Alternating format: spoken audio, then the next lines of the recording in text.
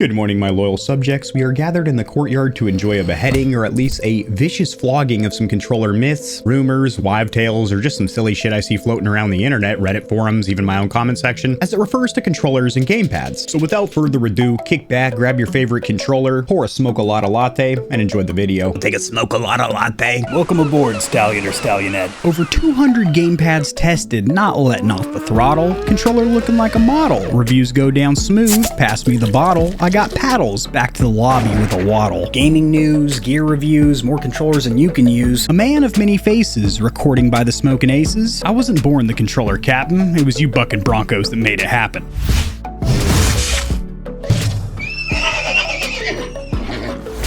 Enough input delay, this video is slapping.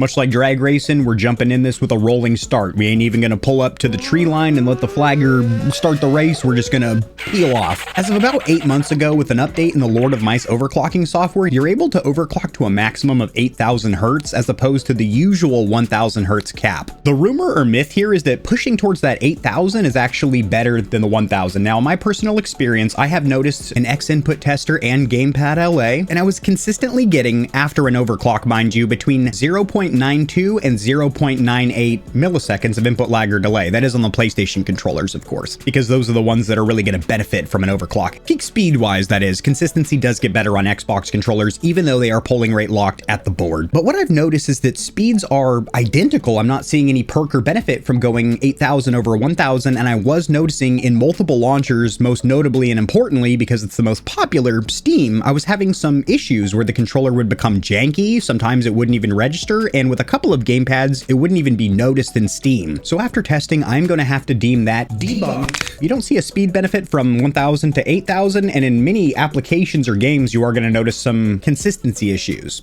So just leave it at 1,000. And along those lines, if you already have the earlier version of the Lord of Mice installed, there's no real reason to upgrade to that new version, considering the main feature added was that 8,000 hertz polling rate. Might as well stick with the program that you already have running well. The next one I haven't heard in a while, but I was hearing it quite frequently from two individuals, and that is that the GPT or gamepad tester, which is now just called tester.com because they do have 4 different testers within that website. You have a MIDI tester for keyboards, and then of course you have what we give a shit, a gamepad tester. But the myth or misinformation here is that the GPT circularity test is just to show you a circle, how circular your thumbsticks are, a piece of confusion or misinformation around gamepads. In that circularity test, you are able to see the full range of motion as your thumbsticks. So that includes if there's a weird minimum dead zone baked in, to where you're not going to have those finite precise movements. It'll show you if you're going to have a large outer dead zone, so you're not going to reach 100% movement in any particular direction. Furthermore than that, if you have a faulty thumbstick module where a single direction, say for example top left is starting to go out, and you notice in gameplay my character doesn't run full speed forward and to the left, put it into GPT, you're going to see that reflected. Certain controllers that have thumbstick modules that are meant to be a square and not a circle will indeed register as squares in GPT and not circles. So while you might get a higher average error rate on those square thumbsticks, you're still getting the visual representation with the colors, everything that happens inside those 2 spheres, not to mention all the numerical data above it. You can get so much information from GPT. Before you even play with a controller, you can tell if it's going to have out-of-the-box stick drift. You can tell if it's going to be taut and responsive in the dead zones. You can tell the inner and outer dead zones. You can even tell if they're faulty usually. I wouldn't put so much faith and praise in a program that doesn't deserve it. The circularity test in GPT is a beast. He's a beast. And debunked. The next one pertains to the great Xbox controller ban. That's right, I have a video on it, and this is gonna surprise some people.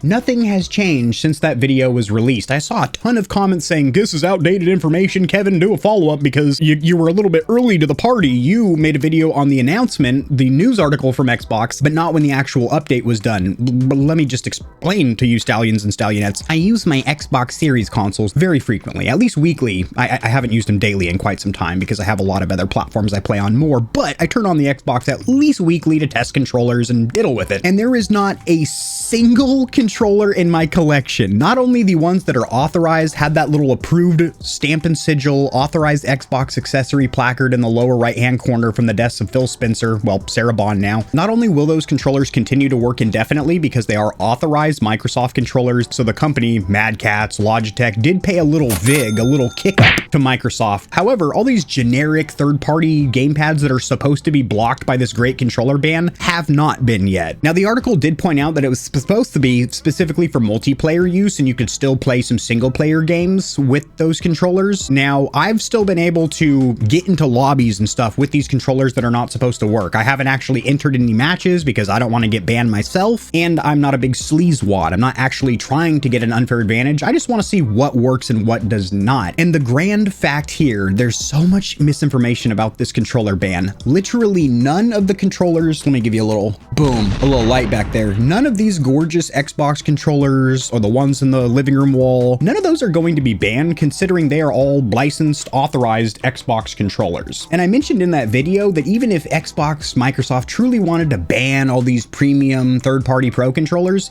it'd be kind of impossible because a lot of them, HyperCinch, Megamods, AIM, Battle Beaver, etc., start life as a stock controller. So that's how it communicates with the Xbox, is that, hey, this is a stock gamepad, but really it's been disassembled and customized from there. Xbox, the great Xbox controller ban, debunked, big time, everything still works. The next one isn't so much a wives' tale or a myth so much as blatant false advertising, sketchy marketing, and just wrong information. So I'm gonna go ahead and debunk that right now, and that is the fact that you cannot get stick drift with Hall Effect thumbstick modules. They're drift proof. The front of the Turtle Beach Stealth Pro has that printed on the palm grip, and every single Hall Effect thumbstick module controller on the market is going to have it slathered on the box. Anti-stick drift, drift proof. And I'm here to break some hearts and break some backs and tell you that unfortunately you can get stick drift with Hall Effect thumbstick modules, although it is far, far less likely, as the only thing that can get stick drift is losing tension in a recentering spring. This is more likely if you have thumbsticks that are decreased tension, so they're lighter to move. For example, that feature is offered in the builder of HYPR, and I do have some decreased tension Hall Effect thumbstick modules. No drift yet, but those are the ones that would be likely to get drift if it were to happen. Now, if you get increased tension thumbsticks, which is offered in the builders of Battle Beaver, although keep in mind they don't do Hall Effect sticks just yet, those are less likely to have a recentering spring go out on you because they are indeed increased tension, so they're holding your sticks in that neutral position a little bit tighter. But I just wanted to let everybody know you can get stick drift with Hall Effect thumbstick modules. Much rarer than potentiometer thumbstick modules, which are virtually guaranteed to get stick drift in their lifetime. Although, like I just said in a video from the other day, a lot of the controllers I own, I've had for like 4 or more years, have beaten countless games with them, played probably hundreds of hours of stick time, more hours than potentiometer thumbstick modules are actually rated for, and do not have drift. Not even close to having drift with them. So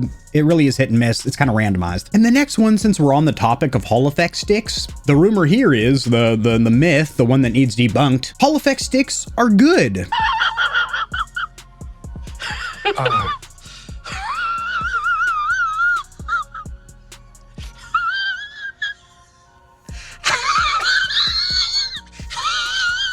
The majority of Hall Effect thumbstick modules that we've seen between 2022 when this technology was re-announced from GuliKit and then now, early 2024, have been absolute dog shit and substantially worse than potentiometer thumbsticks that you are used to on a stock Xbox or PlayStation controller.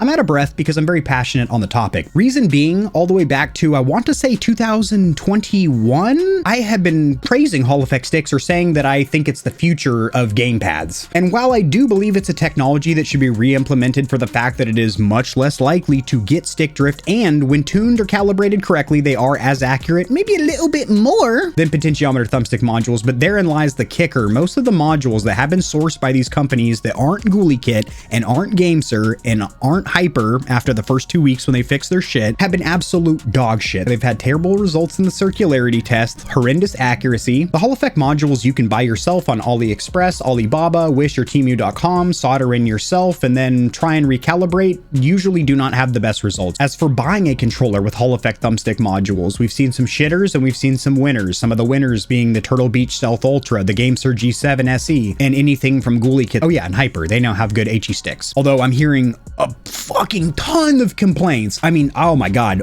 this deserves another video. HYPR, what is going on with the delays, the lead time, the build time. I'm getting a ton of complaints. Like, I work at HYPR, but I do my best to kick them in the sack and be like, hey, are you building controllers still? What's going on here? But to go ahead and just debunk this rumor, Hall Effect sticks in 2024, they're okay and they're getting better. With each quarter, they're getting better. More R&Ds being done by these controller companies, or they're just not being cheap and starting to source better modules. The next one is wireless input delay. I don't really hear much on this topic anymore, but if you have a misconception in the back of your noggin that going wired is still vastly superior to going wireless with any gaming peripheral, for that matter, headset, mice, controllers, there have been some rapid upgrades to wireless technology over the last 7 to 10 years. So the last couple console generations, controller to console, the PS5 uses Bluetooth 5.1, Xbox controllers use Xbox wireless, their own dedicated RF frequency. It ain't 2.4, it ain't 5 gigahertz, and it ain't Bluetooth. Xbox wireless is absolute shite. However, I will say a lot of the third-party dongles do get you down there in that 2 millisecond of input lag or delay range, and a PlayStation controller, when overclocked via Bluetooth, a PS5 controller, I should say, not a PS4 controller, will get around 1.5 milliseconds of delag, input delay or lag, on PC via Bluetooth if you have a motherboard with a good Bluetooth chip and you overclock the Bluetooth via DS4. Furthermore than that, if you just want some actual scientific data with some proper tests and whatnot from a better YouTuber, check out, what's this guy's name? This beautiful man with almost 1 million subscribers. This guy does some awesome tests when it comes to monitor input lag and delay, and even the wireless chain of delay. Fact of the matter is, generally you will get a little bit faster speeds by going wired over wireless, and you will get a more consistent connection, and you don't have to worry about battery life because you're plugged in. Having said all of that, I do strongly, Arnold Schwarzenegger strong, prefer to go wireless when I'm using a controller. Well, the input lag or delay is so minuscule, so abysmal, the difference. We're talking about around 1 millisecond of input lag or delay difference. The convenience of not being tethered by cord or cable, whether you have pets or kids or not. Now, at the PC side of the house, it isn't a big deal because I'm sitting right here in front of my tower, but when you're playing on a console, you're generally sitting back on the couch in the living room or maybe in the bed in the bedroom, and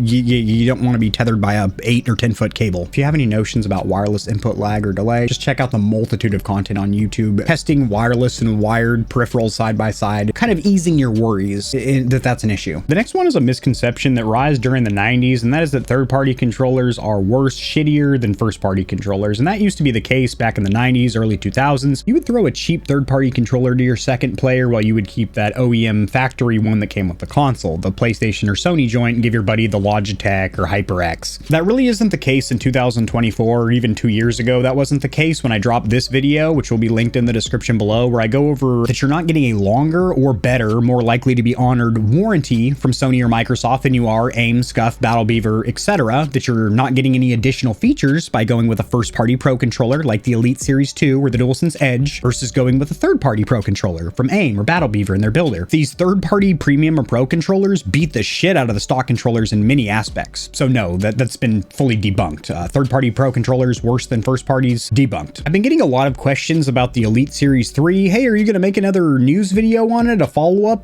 Because, you know, it's been announced now. It's officially announced from Microsoft. It is not. If you search for Elite 3 announce date, you're going to see a bunch of articles from these gaming journalistic platforms milking for views and reads, but they're just saying things like release date speculation, price predictions, angry people in Reddit talking about why it's taken so long for a Series 3 to come out, considering the Series 2 dropped in 2019, and the Core, which doesn't count for shit, came out in 22, got reviewed on the channel. So no, the Elite Series 3 has not been officially announced from Microsoft, but do trust and believe that you should be subscribed because this is going to be the channel to cover that news upside, downwards, and across. The next one is that one controller is more comfortable than another, and I'm talking specifically about platforms, so saying that PlayStation controllers are vastly more comfortable than Xbox or vice versa. This isn't really a myth or wives' tale, just some cum-covered fanboyism. But I will say for medium to larger North American hands over here, the PlayStation 4 controller, the DualShock 4, wasn't very comfortable, and last generation, the Xbox One had a vastly more comfortable controller, at least in my personal opinion. Fast forwarding to the 9th generation, the DualSense, the PlayStation 5 controller, is pretty much a damn tie with the Xbox controller. Furthermore than that, as someone that truly walks the line between Xbox and PlayStation and PC and console, doesn't really give a shit about platformism or fanboyism. I'm here to entertain and inform when it comes to controllers and other gaming peripherals, keyboards, mice, headsets, controllers, and I also deliver slick-ass gaming news. Out of breath trying to explain what I do here. It's like a job interview. I'm interviewing for my own position. Now I'm gonna flip you over and bend you into a fun position because I gotta tell you that Xbox controllers are as comfortable as they are because of the shape and shell design, the dimensions of that plastic shell in combination with the offset sticks that Microsoft has been using back to the original Duke controller. The PlayStation controllers are as comfortable as Xbox controllers now because it is a much larger controller, so it fits those larger American hands much better, fits better in our meaty gamer paws. But to say that one platform is hell of more comfortable than another, I simply can't get behind that, not in the 9th generation, because comfort-wise, Sony controllers are as comfortable as they are because they have that larger shape and shell design of the DualSense in combination with the symmetrical side-by-side sticks, which works better on a PlayStation-shaped controller than offset sticks do on an Xbox controller. But if you try and mix the two, as a lot of these third-party Pro controllers do, side-by-side PlayStation symmetrical sticks on an Xbox shape or offset Xbox sticks in a PlayStation-shaped controller, it simply isn't as comfortable as the native controllers from each one of those platforms. I have an entire video on the topic. One of the big reasons there is those controllers always have the thumbsticks closer together than a native PlayStation controller, so you're brushing your thumbs against each other when you usually wouldn't be. And the way that those controllers are ergonomically designed to sit in hand, it actually makes more sense to have your thumbs either offset or symmetrical with the shapes of each one of those controllers. So I personally can't say that one's more comfortable than the other. Last generation, oh yeah, I said it many a time, Xbox all day, way more comfortable. 9th generation,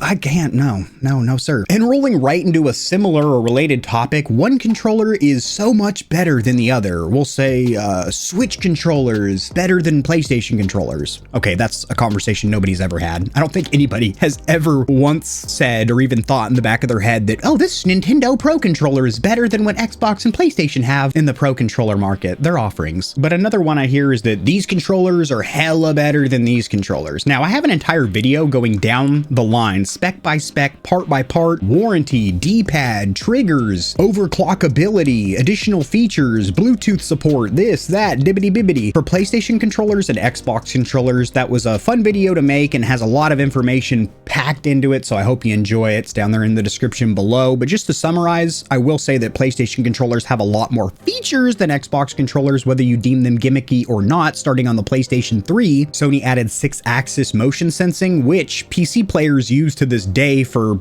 clicking faces. Not to mention PlayStation controllers can be overclocked to more than double the peak speeds of Xbox, generally get more consistent wireless connection to the PC over Bluetooth, and have additional software programs that allow you to do things like window controls on the touchpad and even overclocking the Bluetooth chip on board. So you do have additional features with PlayStation controllers, but I can't just blatantly say that PlayStation controllers are better, considering there are aspects or features that I like more of Xbox controllers. Also, you just sound like a huge fanboy if you're like, yeah, fucking PlayStation controllers are the shit. Hold on, let me get some hats real quick for this. PlayStation or don't bang, baby.